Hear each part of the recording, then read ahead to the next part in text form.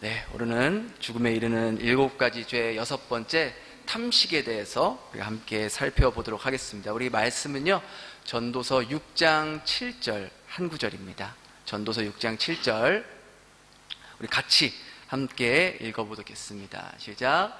사람의 수고는 다 자기의 입을 위함이나 아멘. 유튜브 영상들 중에서 이제 많은 채널들이 있지만 또 그 가운데에서 인기 있는 채널 중에 하나가 먹방 채널 아니겠습니까? 먹방 채널. 아마 여러분들도 뭐 이렇게 보시는 분들도 계시고, 또 우리나라에 그 뭐 먹방 유튜버들이 많은데 뭐 한 번쯤은 들어본 사람일 것 같아요. 뭐 이렇게 그 찌양이라고 먹방 유튜버, 이 사람의 구독자가요 무려 900만 명이더라고요. 제가 어저께 이제 말씀 준비하면서 보니까 927만 명. 굉장한 거죠. 우리나라 뭐 인구가 뭐 5천만이라고 봤을 때 5명 중에 1명은 이 사람의 구독을 했다라는 거예요. 예. 그리고 보니까 매 영상마다 거의 뭐 이렇게 지금도 이게 뭐 라면 20인분이래요. 성인 10사람 이상이 먹어도 되는 음식량을 혼자 다 먹는 모습을 찍어서 올리는 겁니다. 그럼 거의 이 사람의 이분의 이 영상이 최소 조회수가 100만 회 최소. 그리고 보통이 200만, 뭐 많으면 300, 400만 회까지 조회수를 찍을 만큼 이분이 먹는 모습을 보고 어떤 희열을 느끼고 또 즐거움을 느끼고 막 재미를 느끼고 뭐 대리 만족을 느끼는 것 같아요. 뭐 그런가 하면 또 여러분들 중에서도 뭐 인스타나 뭐 SNS 이제 하시는 분들 많이 있을 거예요. 뭐 블로그나 카카오 스토리에 글을 올리는 분들 계실 텐데, 이렇게 SNS에 이제 올라가 있는 사진이나 뭐 글을 보면 거의 대부분이 뭐예요?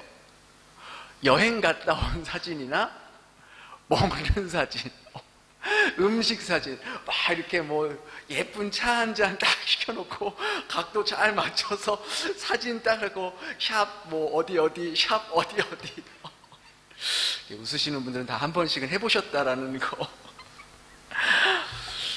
어디서 먹었다, 그런 내용들이죠, 대부분이. 그런가 하면 맛집 소개해주는 영상도 많이 보잖아요. 뭐 TV에서도 많이 나오고, 어디 가면 그게 맛있더라, 저기 가면 그게 맛있더라, 그거 꼭 먹고 와야 된다, 뭐 어디 가면 그거 꼭 먹고 와라. 저도 엊그저께 한 성도님하고 이제 점심 식사를 이제 하는데, 그분이 이제 같이 하자고 했어요. 근데 1군에서 먹자는 거예요. 1군에 맛집이 있다고. 근데 저랑 이제 같이 식사를 해보신 분은 알겠지만, 제가 먹는 거에 그렇게 별로 이렇게 사실 관심이 별로 없습니다. 그냥 적극적인 편이 아니에요. 그냥 있으면 먹고 없으면 안 먹고 그러거든요.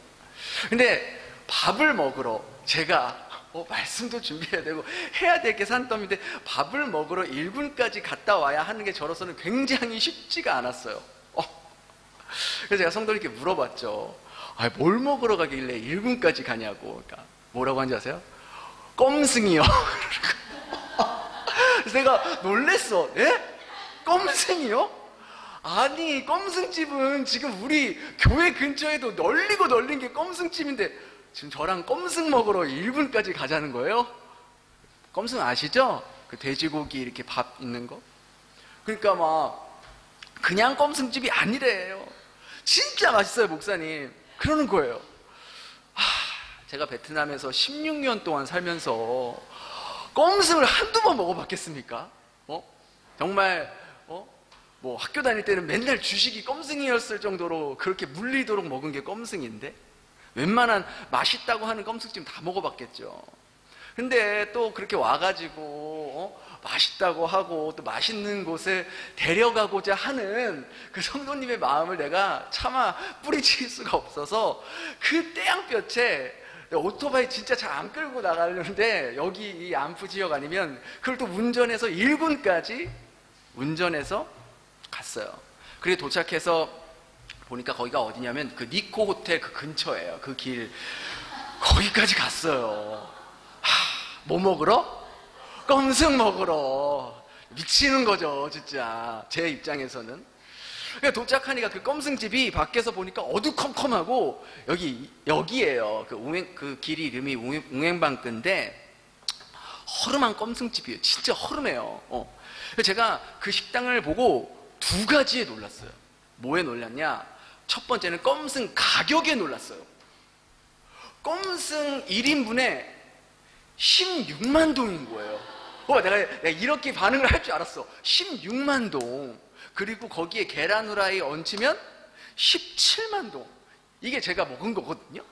아니 너무 놀라서 이 말이 안 나오더라고요. 여러분 껌승 16만 동에 먹겠어요? 제가 베트남에서 껌승을 그렇게 많이 먹어봤지만 껌승이 1인분에 16만 동이 처음인 거예요.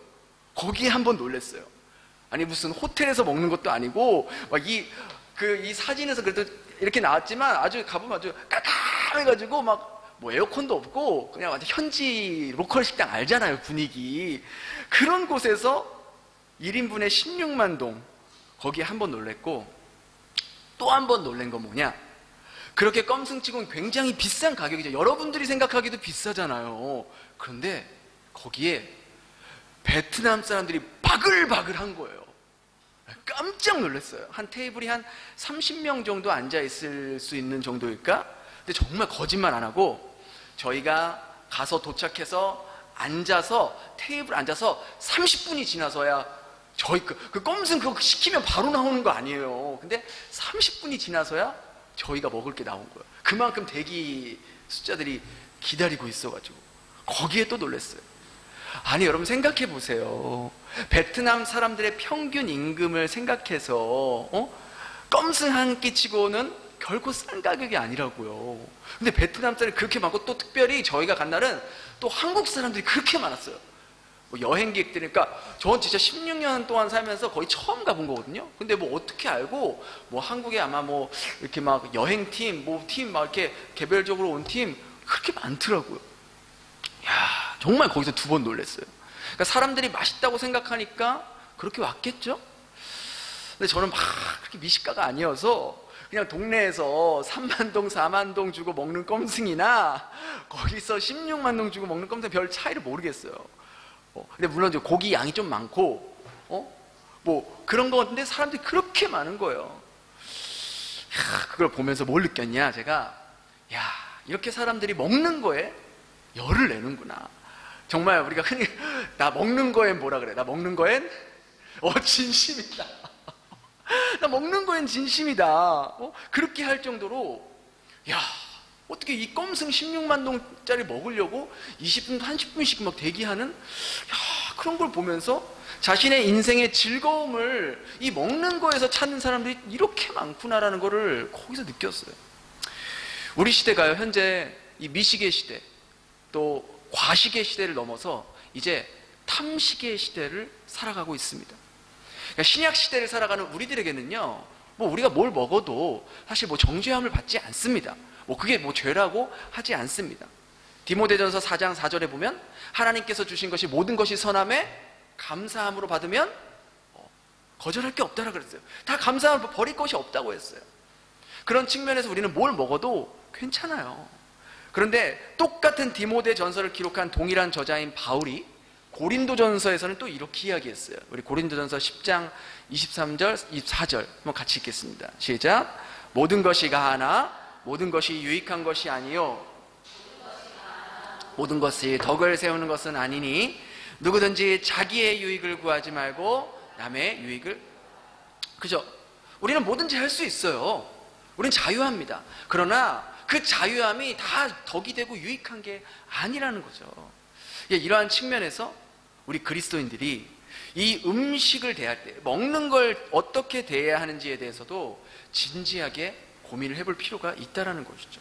내가 좋다고, 내가 먹고 싶다고, 내가 마음대로 하는 것이 결코 그리스도인들의 삶이 아니라는 겁니다.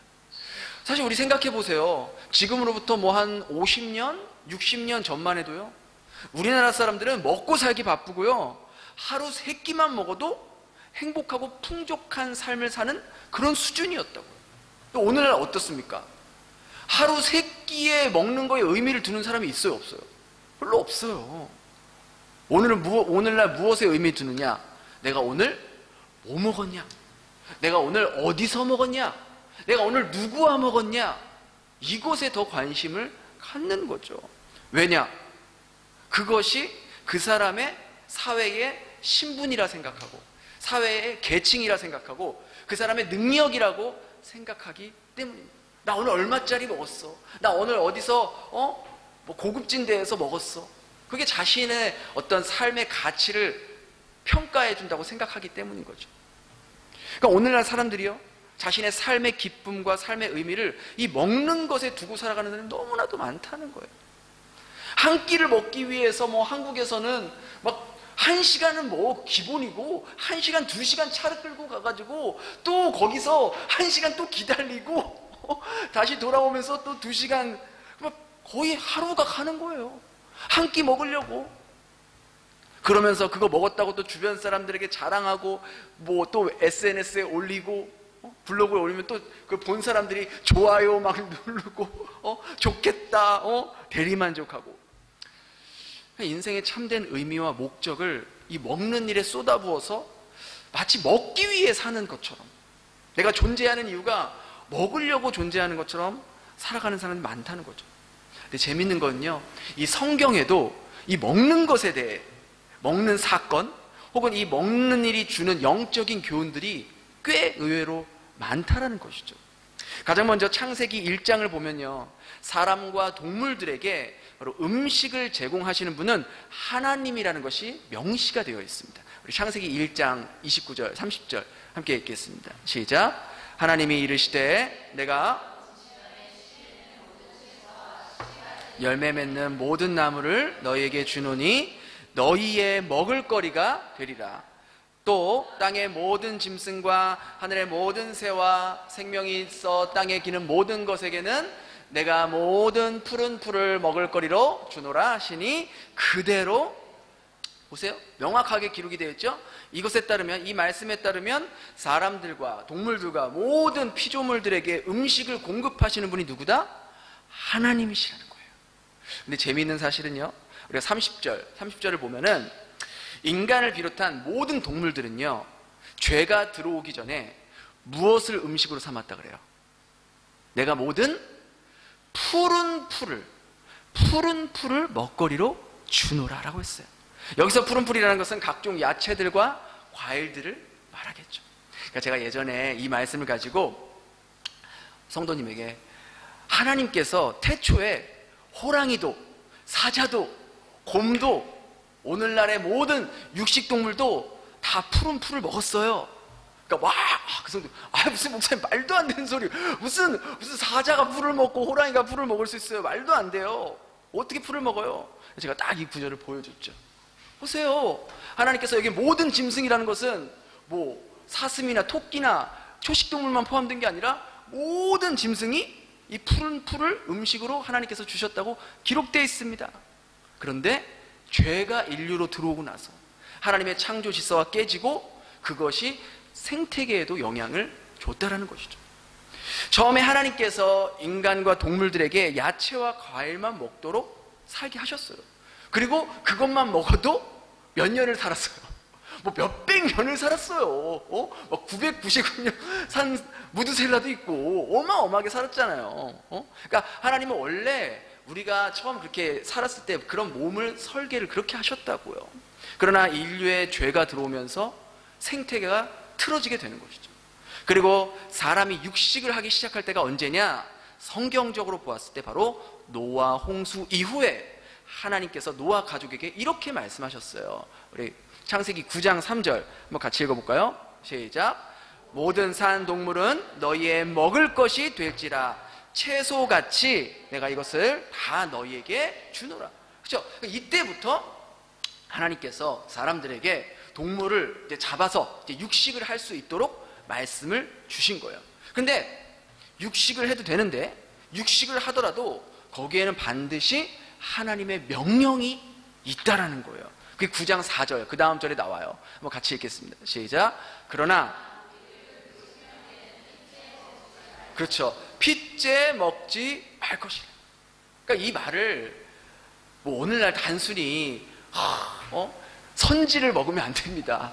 선지 해장국 엄청 맛있는데, 그 순대도 그 어떤 분은 막 더 나간 분은요, 순대도 먹으면 안 된대. 그 순대에 막 피도 묻어 있고, 막 그래서 순대 먹으면 안 됩니다. 아까 제가 말씀드렸죠? 우리는 뭘 먹어도 자유합니다. 괜찮아요. 그러니까 뭘 먹으면 된다, 안 된다, 그런 말이 아니에요. 여기서는. 피가 있는 채로, 그러니까 피가 흘리는 대로 먹어서는 안 된다. 왜냐? 피는 뭡니까? 피는 뭘 상징해요? 생명을 상징하기 때문에. 생명 그 자체이기 때문에요. 그러니까 이것을 좀 더 확대 해석하면 이 생명 그 자체를 취하려는 태도. 생명은 오직 누구만 주실 수 있어요? 하나님만 주실 수 있잖아요. 근데 동물의 생명은 어떻게 되든 상관없이 그 고기를 보고 그저 나의 먹거리로만, 내 만족을 채우려는 수단으로만 여기는 것을 하나님이 원치 않으셨다는 거예요. 이것은 오늘날 음식을 대하는 우리들에게 아주 큰 도전과 메시지를 줍니다. 여러분, 우리는요, 어떤 음식을 먹기 위해서 살아있는 생명을 희생할 때 그것을 단순히 나의 미각과 나의 후각과 나의 시각을 충족해주는 그런 수단에 불과하다고 생각할 때가 많아요. 그러나 이 음식이 나에게 지금 이렇게 올라오기까지 이 생명을 허락하신 하나님을 기억하고 또 그 살아있는 생명이 음식이 되는 과정 가운데에 희생이나 죽음, 이러한 것들을 생각하고 그 음식을 감사함으로 대하라는 하나님의 말씀이에요. 특별히 성경에서는요, 이 먹는 행위와 그 사람의 영적인 상태가 서로 깊은 관련이 있는 사건들이 종종 나옵니다. 대표적인 예가 하나님께서 먹지 말라고 명하신 선악을 알게 하는 과실이죠. 그죠? 아담과 하와가 단순히 이 선악과를 먹었다는 잘못을 뛰어넘어서 이들이 하나님같이 되리라는, 하나님의 자리에 앉으려는 그러한 죄성, 하나님의 명령에 불순종한 모습이 여실히 드러나는 첫 번째 사건이죠. 또 그런가 하면 이삭의 아들 에서가 어떻습니까? 사냥을 나갔다가 너무 배고파서 막 야곱에게 가서 야, 그 팥죽 한 그릇만 빨리 줘라. 그래가지고 안 된다고. 야곱이 뭘 요구했어요? 창자권을 요구했잖아요. 그래서 창자권, 그딴 게 무슨 소용이야? 나 지금 배고파 죽겠는데 오늘 죽으면 뭐 장자권 그게 무슨 소용이야? 하면서 그냥 너무나도 가볍게 그냥 뭐 알았어, 너 가져, 이렇게 팔아버리죠. 무슨 의미예요? 하나님께서 허락하신 장자의 직분, 맏아들의 직분을 가볍게 여긴 거예요. 그러니까 무가치하게 여긴 거예요. 고작 팥죽 그 장자권이라는 것이 고작 팥죽 한 그릇 그 이상 그 이하도 아닌 것으로 여겼던 것이죠. 반면에 다니엘과 이 세 친구들은 어땠습니까?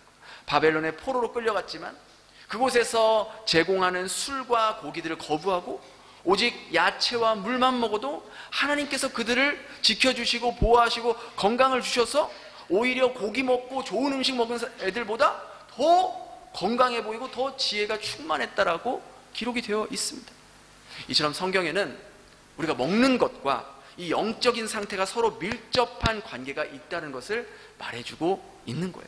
그래서 옛 수도사들과 이 초대교회 교부들도 이 먹는 것에 대한 욕심, 이 탐식을 대죄 중에 하나로 여겼던 거예요. 그만큼 탐식이라는 게 인간의 영혼을 망가뜨리고 또 수많은 죄들을 생산해내는 죄라고 보았던 것이죠. 저는 사실 뭐 여러 가지 지금 이렇게 우리가 그 대죄를 읽고 또 생각하고 묵상하고 있잖아요. 그래서 이 탐식에 대해서 읽고 또 깊이 또 자료들을 찾고 하기 전까지는 이렇게 생각했어요. 나는 다른 건 몰라도 이 탐식에 대해서는 자유롭지 않은가. 나는 별로 먹는 거에 별로 관심이 그냥 별로 없고, 뭐 다른 사람들과 함께 먹는 것도 먹기 위해서가 아니라 그 사람과의 관계를 더 돈독하게 하고 그 사람과 대화하고 그 사람과 깊은 교제를 나누기 위해서 그렇게 이제 음식 먹는 자리에 참석하는 거지, 뭐 내가 뭐 먹는 것에 대해서는 그렇게 큰 별로 의미를 두지 않기 때문에 난 탐식에 대해서는 그래도 자유롭지 않은가. 다른 죄들에 대해서는 뭐 내가 말할 것도 없이 부족하고 연약하고 정말 회개할 게 많지만 그래도 이 탐식에 대해서는 좀 괜찮지 않을까 생각했는데, 제가 이 책을 읽고 또 생각하고 또 고민하고 또 가운데 결코 그렇지 않구나라는 것을 정말 깊이 느꼈어요. 그냥 굉장히 가볍게 여길 수 있고 넘어갈 수 있는 그러한 항목일 줄 알았는데 그렇지 않더라고요. 저게 굉장히 깊은 울림을 줬어요. 왜 그렇게 느꼈냐면 우리가 흔히 생각하는 탐식이 뭡니까? 탐식. 여러분 생각하는 탐식이 뭐예요? 그냥 많이 먹는 것을 탐식이라고 그냥 생각하잖아요. 먹는 것에 대한 욕심을 탐식이라고 생각하잖아요. 배가 부른데도 끊임없이 음식물이 입으로 들어가는 것을 탐식이라고 생각했는데 이 고대 수도사들은 이 탐식에 대해서 훨씬 더 포괄적으로 분류를 해놨다는 것이죠. 이렇게 분류를 했는데 여러분도 한번 들어보시고 나도 이런 탐식을 하고 있지는 않았는가 한번 생각해 볼 수 있길 바라요. 첫 번째는 급하게 먹는 속식, 이것도 탐식에 해당된다고 합니다. 그 이유는 음식을 대하면서 감사하는 마음이 결여됐기 때문이라는 거예요.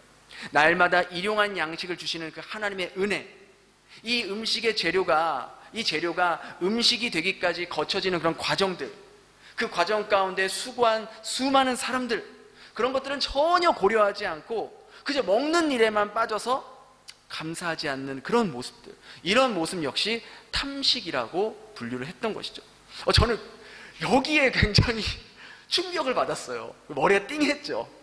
마음이 굉장히 찔렸고, 저는 이제 먹는 일에 그렇게 크게 가치를 두지 않기 때문에 저는 항상 그런 생각을 해요.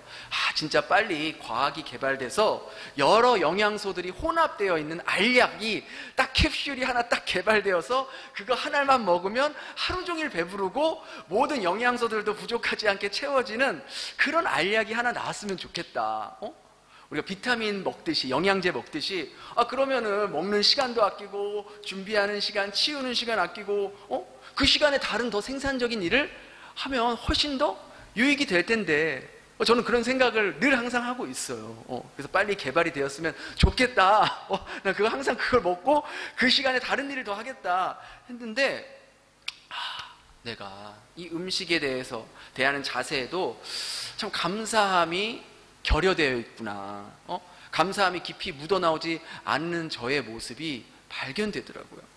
물론 저도 식사할 때마다 감사 기도를 하죠. 오늘 아침에도 식사하면서 감사 기도를 했습니다. 그런데 제가 이 음식이 나에게까지 오기까지 그런 과정들을 생각하면서, 우리 초등학교 때 그런 거 배우잖아요.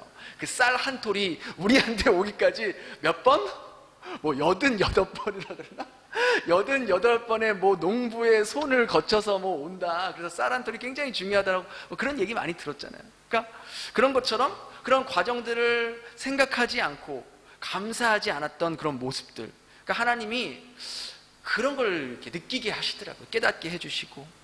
그래서 제가 며칠 안 됐지만 그렇게 또 준비하고 또 읽고 깨달은 후에는 정말 이 먹는 시간이 저에게는 굉장히 경건한, 예배 못지않은 굉장히 경건한 마음으로 태도가 달라지더라고요. 자세가 달라졌어요. 빵 한 조각을 먹어도, 반미를 먹어도 이게 정말 귀한 음식이구나. 내가 고기를 먹을 때에도 정말 이 동물이 죽어야지만이 음식이 되는 거니까 참 감사하다. 내가 이렇게 먹을 수 있는 게 너무나 감사하다. 뭔가 음식에 대해서 마음이 막 경건해지고 하나님께 더 깊은 감사를 할 수 있는 계기가 되었다는 것이죠. 두 번째는 이제 과식이죠. 과식. 우리가 흔히 탐식을 말할 때 가장 먼저 떠오르는 모습. 이미 배가 불렀는데도 이거 하나만 먹고, 이 한 접시만 먹고 끝. 그러나 계속해서 음식이 쟁반이 앞에 있으면 어때요? 손이 가잖아요. 그죠? 엄청 우리는 배부르게 먹고 막 배가 터질 것 같은데 마지막에 뭐 시켜요? 커피와 디저트를 시킨다고요. 신기하게도 그렇게 배가 터질 것 같은데 그 커피와 디저트가 들어간다고. 특별히 우리가 뷔페 같은 곳에 가면 항상 과식하게 되잖아요. 왜? 돈 낸 게 아까워서. 본전 생각나니까 그거라도 뽑고 가야 된다는 생각으로 먹는 거예요. 근데 동물들은요, 배가 부르면 절대로 더 이상 그 이상 먹지 않는다고 합니다. 유독 인간만 배가 불러도 계속해서 음식이 입에 들어가는 존재가 사람이라 그래요. 세 번째 탐식은 뭐냐면, 이게 굉장히 의외였는데, 음식을 까다롭게 먹는 것도 탐식이라고 합니다. 그러니까 탐식을 단순히 음식을 많이 먹는 것뿐만 아니라 음식을 적게 먹음에도 까다롭게 먹는 것. 이건 이래서 안 먹고 저건 저래서 안 먹고 이건 이렇게 조리된 거라 안 먹고 저건 저렇게 조리된 거라 안 먹고 물은 꼭 이 브랜드만 마셔야 되고 그런 사람도 있어요. 그러니까 그렇게 음식에 대해서 까다롭게 대하는 모습 역시 탐식이라고 분류를 해놨다는 거예요. 물론 몸에 안 좋은 음식들 당연히 피해야겠죠. 그러나 과도하게 음식에 대해서 까다롭게 대해서 준비하는 사람들을 굉장히 힘들게 하는 모습 역시 탐식에 포함된다는 거예요. 이런 거는 여러분의 남편들이 들어야 되지 않는 거예요?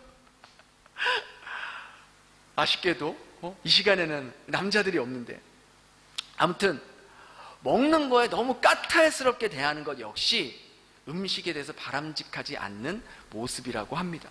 마지막으로 음식을 사치스럽게 먹는 것, 이것 역시 탐식이라고 합니다. 최고 요리사가 최고급 재료로 만든 음식들을 고집하고 내가 얼마를 지불하든지 상관없이 그 음식을 먹으려는 그 음식에 대한 그 모습들, 집착, 그게 탐식이라고 말할 수 있는 거죠. 얼마 전에 이 랜드마크 81에서 막 들어보셨던 분도 있을 거예요. 이 금박을 두르고 최고급 와규와 최고급 버섯으로 만든 쌀국수가 화제였어요. 이게 쌀국수거든요. 한 그릇에 얼마인지 아세요? 400만 동.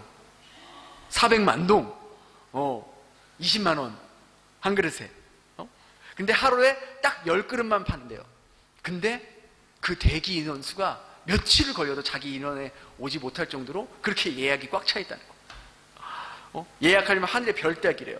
이거 먹고 또 인스타에 올리고 자랑하고 페이스북에 올리고. 근데요, 여러분, 지금 이거 쌀국수 400만 동은요, 거의 뭐 레벨로 치면 아주 밑단계예요. 지금 놀라면 안 돼요. 지금 놀라면 큰일 납니다. 여러분, 이 아이스크림이거든요? 이거 얼마인지 아세요?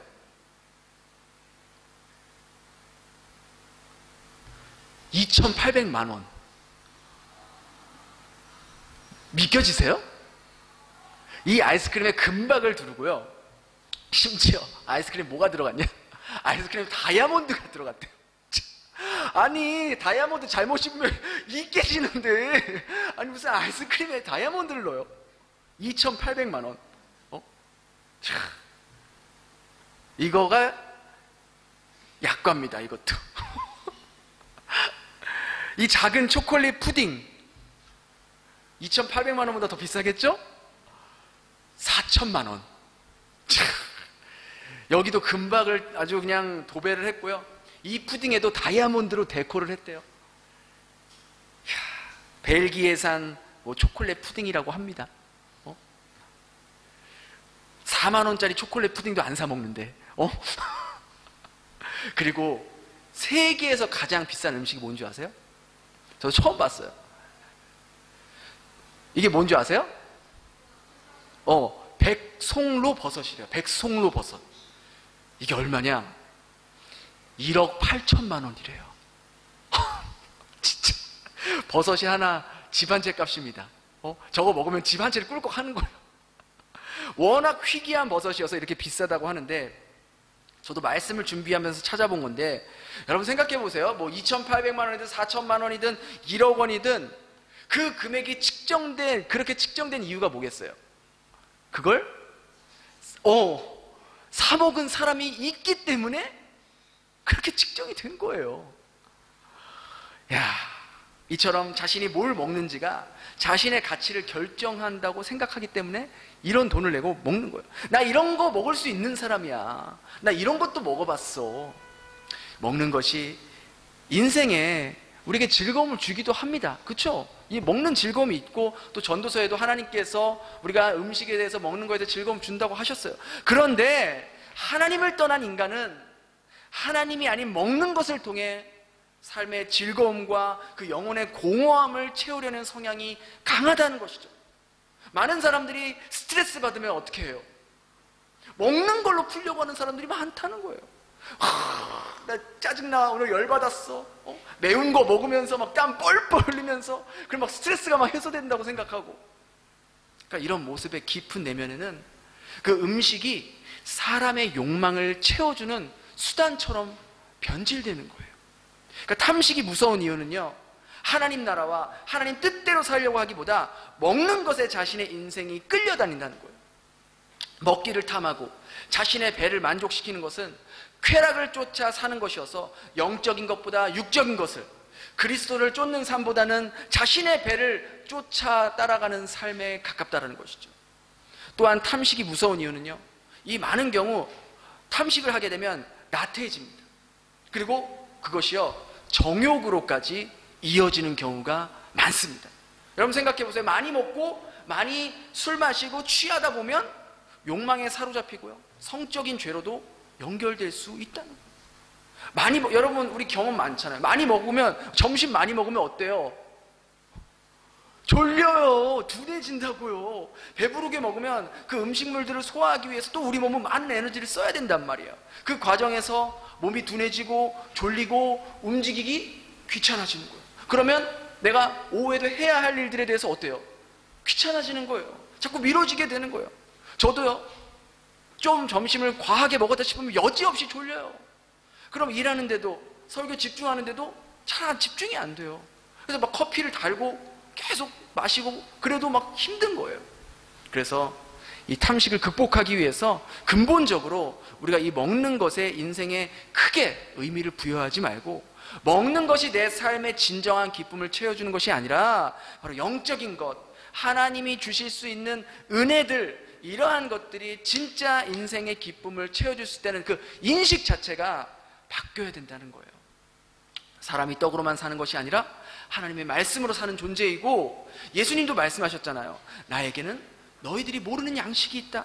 아버지의 뜻을 행하는 것이 나의 양식이다 라고 말한 것처럼, 또 시편 기자가 뭐라고 합니까? 주의 말씀이 내게 어찌 그리 단지요, 내 입에 뭐보다? 꿀보다 더 단이다. 그렇게 고백했던 것처럼 우리는 영적인 존재이기 때문에 영적인 양식으로 우리의 심령이 채워질 때 비로소 삶의 진정한 만족감과 기쁨을 누릴 수 있다는 거죠. 두 번째로 우리가 이 탐식을 극복하기 위해서는 바로 우리 이웃들에게 음식을 나누는 훈련을 하는 거예요. 우리가 음식을 먹을 때마다 이 시간에도 먹을 것이 없어서 굶고 있는 사람들, 전쟁으로 인해서 혹은 자연재해로 인해서 또 어떤 학대나 사고로 인해서 오늘도 한 끼, 하루에 한 끼도 제대로 먹지 못하는 아이들, 여성들, 과부들, 노인들, 그런 분들을 생각하면서 내게 주신 음식에 감사함으로 대하고, 또 기회가 닿는 대로 어려운 사람들을 돕고 구제를 위해서 따로 기금을 마련하는 일들, 그리고 나의 음식을 다른 사람들과 나누는 모습 역시 탐식을 극복하는 모습 중에 하나라는 것이죠. 그러니까 저희가 오병이어 제도를 하고 있는 이유도, 나도 다른 사람을 통해서 오늘 한 끼의 음식을 제공받을 수 있으니 나 역시도 52주 가운데, 1년에 52주잖아요. 52주 가운데 내가 51주 동안 다른 사람의 섬김을 받는 거 아닙니까? 그러면 나도 한 주는 내가 다른 사람을 위해 섬기겠습니다 라는 훈련을 하는 겁니다. 또 그런가 하면 지난번 작년에 이제 사역자 수련회 때 하노이 교회에서 이제 모였잖아요.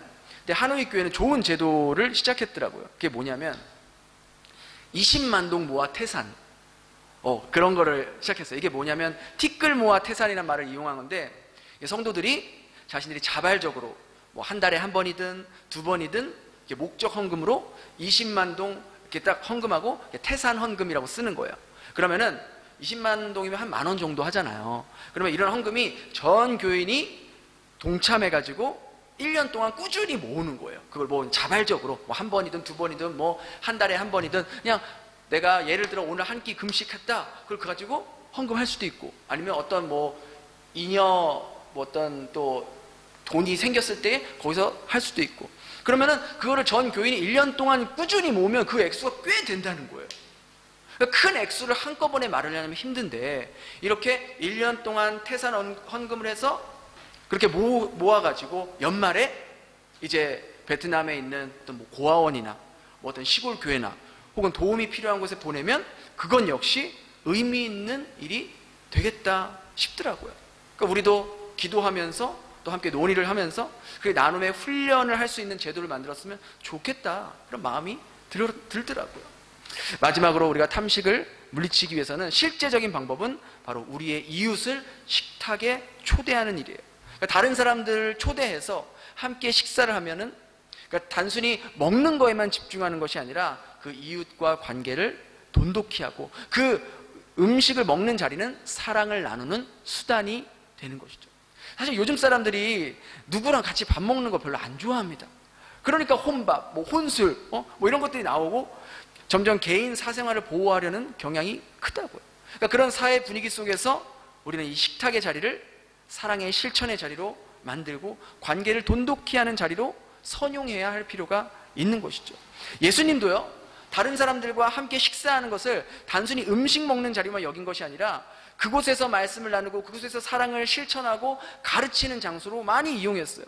세리 마태를 만났을 때에도 그 마태의 친구들을 다 불러서 식사했고, 세리장 삭개오를 만날 때도 내가 오늘 너희 집에 유숙하겠다 하면서 식사의 자리를 만드셨고, 심지어 예수님의 죽으심을 앞두고 있었을 때 제자들과 마지막으로 함께했던 장소도 먹는 자리였다고.